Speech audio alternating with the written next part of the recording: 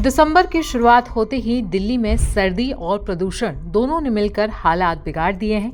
तापमान लगातार नीचे जा रहा है और हवा की रफ्तार इतनी धीमी है कि शहर पर फिर से घनी धुंध की परत जम गई है।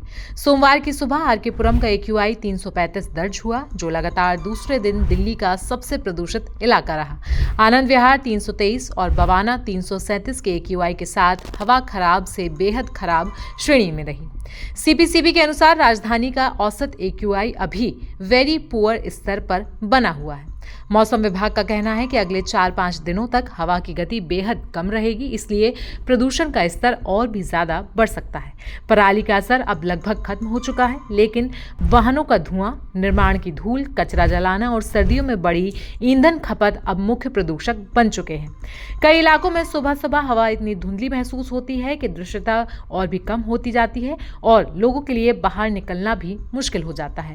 इस बीच एक राहत देने वाली खबर सामने आई है कि वायु गुणवत्ता प्रबंधन आयोग यानी कि CAQM के मुताबिक इस साल जनवरी से नवंबर 2025 के बीच दिल्ली का औसत AQI 188 रहा, जो 2018 के बाद सबसे अच्छा स्तर है।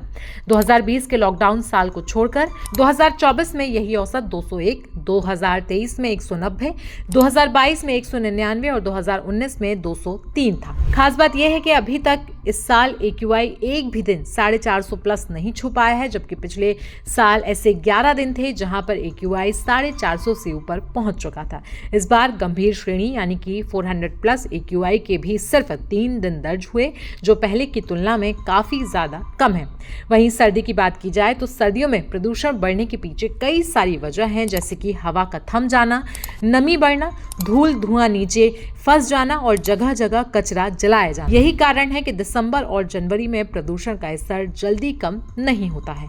विशेषज्ञों का मानना है कि दिल्ली NCR में स्थिति सुधारने के लिए वाहनों के इस्तेमाल को सीमित करना, निर्माण गतिविधियों में सख्ती और औद्योगिक उत्सर्जन पर बेहद गंभीर निगरानी रखनी पड़ेगी। आपको बता दें कि दिल्ली वालों को इस समय थोड़ी सावधानी बरतने की जरूरत है। सुबह के समय भारी एक्सरसाइज से बचें, बाहर निकलते समय N95 जैसे मास्क जरूर पहनें और घर में हवा को साफ रखने के लिए एयर प्यूरिफायर का इस्तेमाल जरूर करें। सर्दी और प्रदूषण दोनों मिलाकर सेहत पर असर डालने वाले हैं, इसलिए आने वाले कुछ दिनों में अपना जरूर ख्याल रखें। तो सर्दी और प्रदूषण को लेकर आपको ये जानकारी कैसी लगी, हमें कमेंट सेक्शन में जरूर बताएं। साथ ही साथ देश दुनिया की बाकी खबरों के लिए बने रहें हमारे साथ।